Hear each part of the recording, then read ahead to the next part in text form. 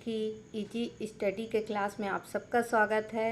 आज हम लोग पढ़ेंगे इकोनॉमिक्स का एक नया टॉपिक जो है मांग में विस्तार या मांग में कमी।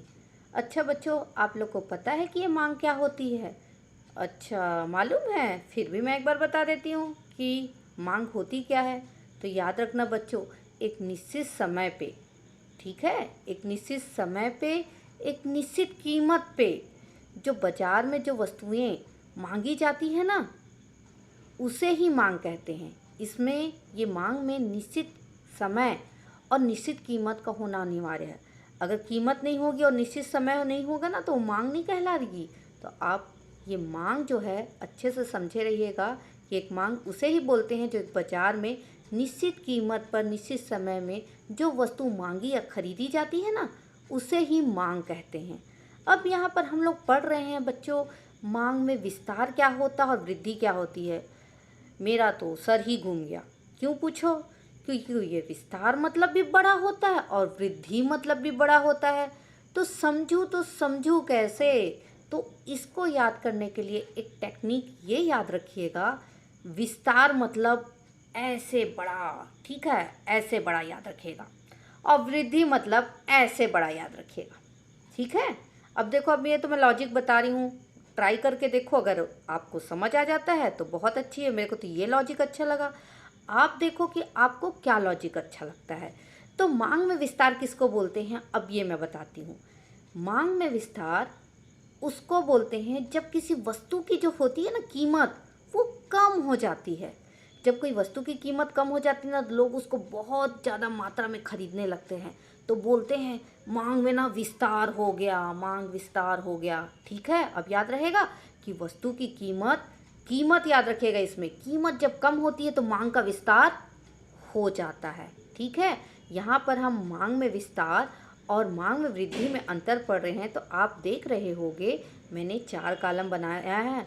आप भी बिल्कुल ऐसे ही बनाइएगा। इससे क्या है ना, नंबर अच्छे मिलते हैं। आपका लिखने का तरीका, जैसे आप सामने वाले को परसोगे ना, खाना सजा के मस्त परसोगे तो खाने में बड़ा लुभावना लगता है, बहुत टेस्टी लगता है। तो वैसे जब आप अच्छा लिखते हो तो सामने वाले टीचर को आप प्रभावित करते हो कि आप इतना अच्छा आंसर लिख के बता रहे हो। तो ये भी मेरी बात, छोटी सी टिप बिल्कुल मत भूलिएगा कि जब भी अंतर आता है, बिल्कुल जैसे मैंने बनाया है वैसे ही कॉलम बनाकर आप लिखिएगा।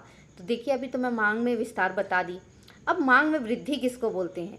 तो देखिए, मांग में वृद्धि है ना, इसमें कीमत का कोई स्थान नहीं रहता। मांग में वृद्धि मतलब ऐसे बढ़ना, ठीक है।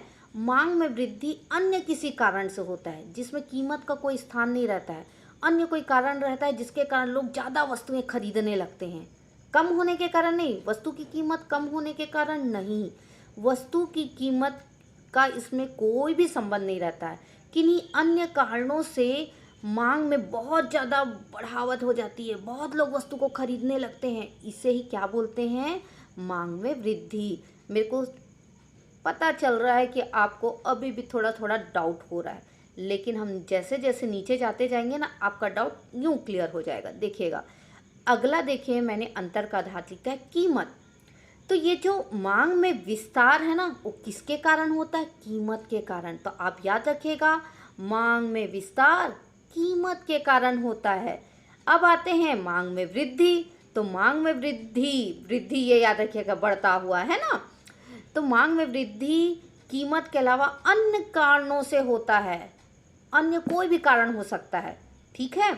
अब देखो अन्य कारण क्या हो सकता है, मैंने उदाहरण डाला है। तीसरा पॉइंट मैंने उदाहरण डाला है। तो मांग में विस्तार, जब भी किसी वस्तु की कीमत जो रहती है बहुत कम हो जाती है, बहुत कम, तब मांग का विस्तार हो जाता है। लेकिन जो ये मांग में वृद्धि है ना, उसका एग्जाम्पल देखिए, आपको अच्छे से समझ आएगा। जब किसी व्यक्ति की जो आय रहती है ना, मान लो हम 2,000 रुपये कमा रहे, अचानक से हमारी सैलरी बढ़ जाती है। कितनी बढ़ जाती है? 10,000 बढ़ जाती है। तब बताओ, हमारी सैलरी 10,000 बढ़ गई तो हम ज़्यादा वस्तुएं खरीदेंगे कि नहीं खरीदेंगे? भली कीमत कुछ भी हो, लेकिन हम वस्तुएं ज़्यादा खरीदने लगेंगे। क्यों? क्योंकि हमारी इनकम बढ़ गई। तो मांग में वृद्धि इनकम बढ़ने के कारण हुई, आय बढ़ने के कारण हुई। ये एक एग्जाम्पल है। दूसरा एग्जाम्पल, प्रतिस्थापन वस्तुओं की कीमत।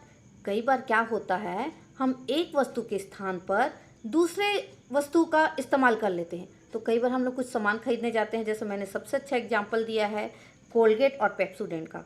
आप मान लो कोलगेट खरीदने गए, वो महंगा लग रहा है, तो आप क्या खरीदोगे? पेप्सोडेंट खरीदोगे। तो देखोगे अरे पेप्सोडेंट तो इतना सस्ता है, तो एक की जगह मैं 2 खरीद लाता हूँ। हर कोई ऐसे ही सोचता है। तो देखो कीमत कम होने के कारण उसको यानी बोलना चाहिए पेप्सोडेंट वहाँ पर मिल रहा है, कोलगेट मान लो 20 रुपये में मिल रहा है, और पेप्सोडेंट जो है बहुत यानी बोलना चाहिए 15 रुपये में मिल रहा है। तो यहाँ पर इस्तेमाल करने वाली 2 वस्तुएं हैं जो सेम काम आती है, तो सेम काम आने वाले वस्तु को ही तो प्रतिस्थापन वस्तु बोलते हैं बच्चों, कि हम एक स्थान पे दूसरे वस्तु का इस्तेमाल कर लेते हैं। तो इसके कारण भी जब किसी वस्तु की मांग में वृद्धि हो जाती है ना, तो उसे मांग में वृद्धि कहते हैं। एक और कारण देखो, अगर भविष्य में किसी वस्तु की कीमत बढ़ जाने का आशंका रहती है, जैसे गोल्ड, सोना। अभी मान लो सोना 50,000 रुपये तोला चल रहा है, भविष्य में दिवाली आने पर पता चला कि वो 1 लाख रुपया हो जाएगा, तो लोग क्या बोलेंगे? अरे दिवाली में तो 1 लाख रुपया हो जाएगा, क्यों ना जाके हम खरीद लाएं सोना भी, अभी 50,000 है। तो यहाँ पर कीमत कोई मायने नहीं रख रहा है, लोगों को डर लग रहा है कि भविष्य में इसकी कीमत बढ़ जाएगी, इस कारण उन लोग उसको जाके खरीद रहे हैं। तो यही है एक डर, भविष्य में कीमत बढ़ने की आशंका के कारण भी कई बार किसी वस्तु की मांग में वृद्धि हो जाती है। ठीक है। और है इसमें उपभोक्ता की संख्या में वृद्धि। मान लो कुछ चीज़ों कुछ वस्तु को खरीदने के लिए बहुत ज़्यादा उपभोक्ता हो जाते हैं।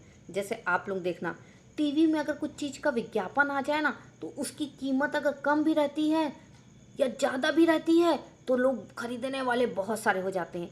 जैसे इसमें एग्जाम्पल बताऊँ, किंडर जॉय पहले 30 रुपये में आता था, फिर 40 रुपये में आता है, अब 50 रुपये में आता है, लेकिन बच्चे उसके इतने प्रेमी हैं, इतने सारे उसके उपभोक्ता हैं किंडर जॉय के, कि वो महंगा होने के बावजूद भी लोग उसको खरीदते हैं, क्योंकि उनकी क्रेताओं की संख्या, उपभोक्ताओं की संख्या बहुत ज़्यादा है, जिसके कारण ये जो वस्तु है उसको खरीदा जाता है, जिससे उसके मांग में वृद्धि होती है। तो यही है मांग में विस्तार और मांग में वृद्धि। अब यहाँ पर चौथा पॉइंट आते हैं मांग वक्र। तो ये जो मांग में विस्तार होता है ना, यूं जो बढ़ता है, फैलता है, विस्तार, उसमें क्या होता है, जो मांग वक्र हम लोग एक रेखा बनाते हैं जिसको मांग वक्र बोलते हैं। मांग को एक रेखा से प्रदर्शित करना ही मांग वक्र कहलाता है। तो इसमें मांग वक्र जो है ना, ऊंचे बिंदु से, ऊंचे से नीचे की ओर जाता है, किसमें? मांग के विस्तार में।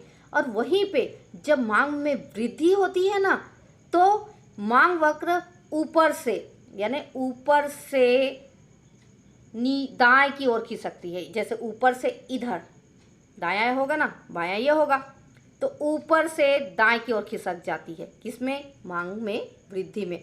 और विस्तार में ऊपर से नीचे की ओर आएगी, और वृद्धि में ऊपर से ऐसे दाएं खिसक जाएगी। इसे ही बच्चों मांग में विस्तार और मांग में वृद्धि कहा जाता है। आपको समझ आया कि नहीं आया? अगर नहीं आया है तो एक बार फिर वीडियो को देख लीजिए, आपको आसानी से समझ आएगा। फिर भी अगर कोई डाउट है तो प्लीज़ मुझे कमेंट में बताइए, ताकि मैं उसको दूर कर सकूं। और मेरा वीडियो देखने के लिए धन्यवाद। फिर मिलते हैं नेक्स्ट क्लास में।